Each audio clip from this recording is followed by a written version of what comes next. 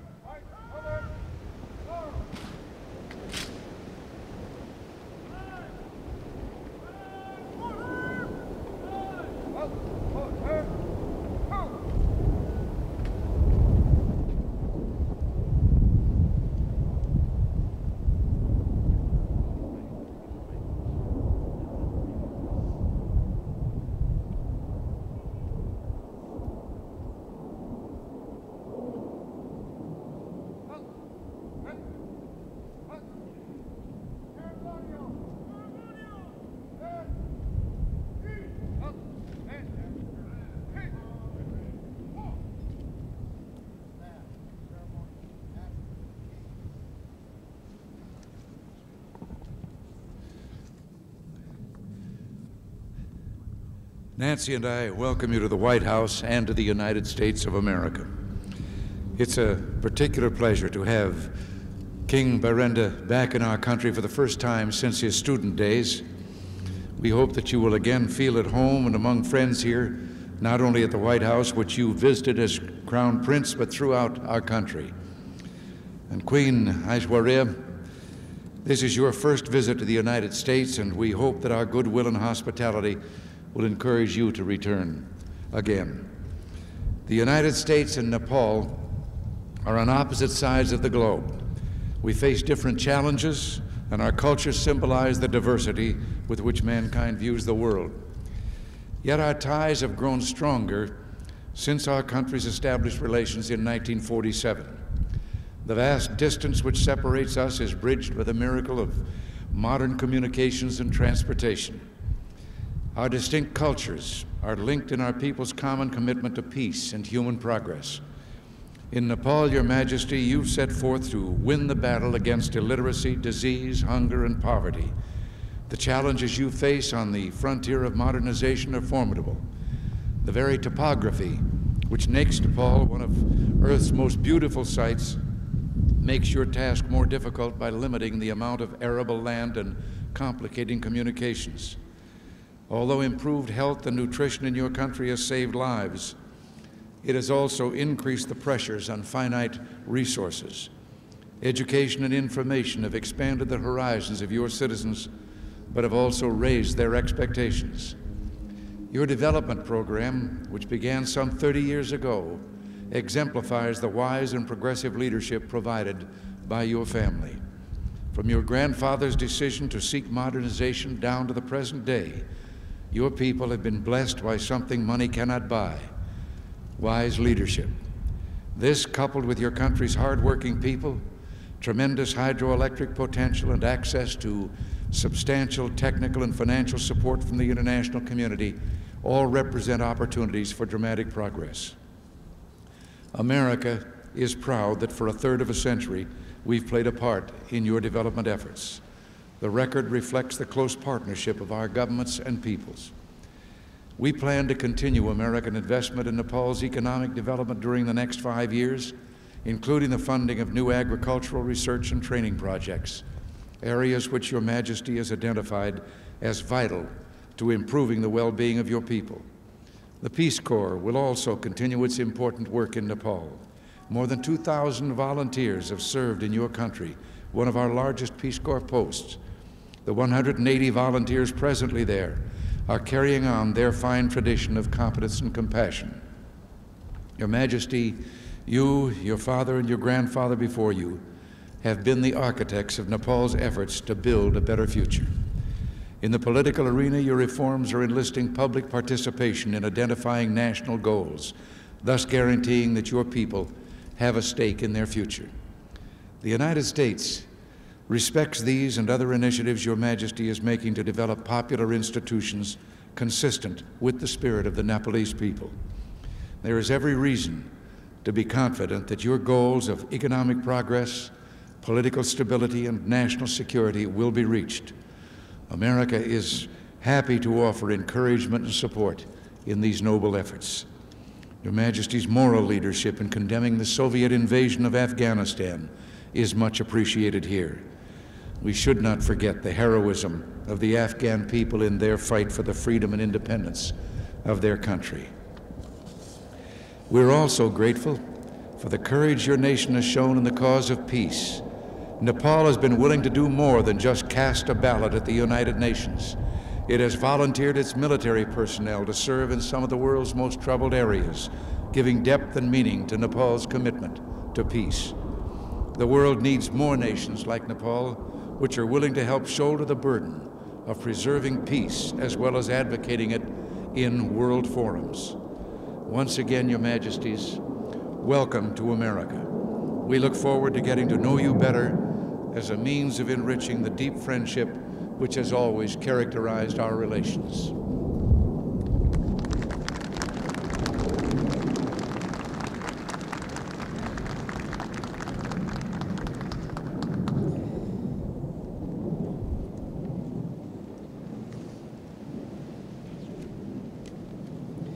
Mr. President, Mrs. Reagan, ladies and gentlemen,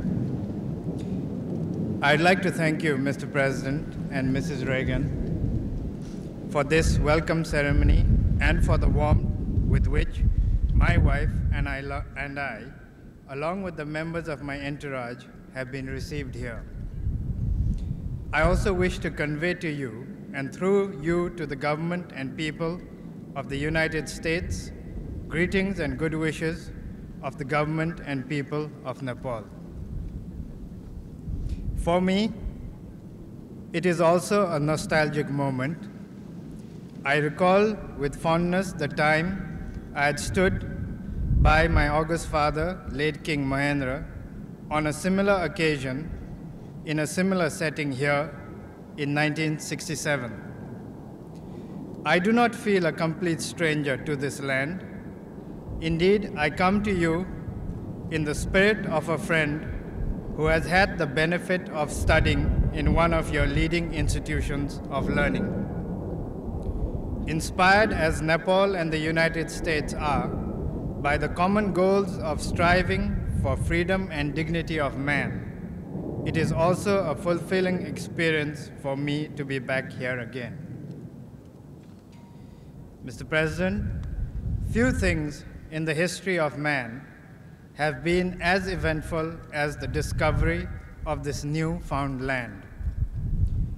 It gave birth to a republic known not only for its inspiring ideals, but also for the most epoch-making feats of scientific endeavor.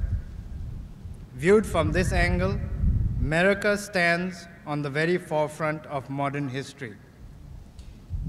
Indeed, what the United States represents is a harmonious amalgam of high human and material achievements rarely surpassed elsewhere in the world. As a nation that has brought about such profound changes, it is only natural to look up to this country in joining hands with the rest of the world to herald a new age of peace, understanding, friendship, and prosperity for all. Committed, as we are in Nepal, to these ideals, we hold you, Mr. President, in high esteem and wish to see the United States as a bulwark of peace and stability, cherishing the belief that all nations of the world, whether big or small, rich or poor, developed or developing, must have a place under the sun. It is in this spirit that I look forward to exchange views with you, Mr. President, on matters of mutual interest.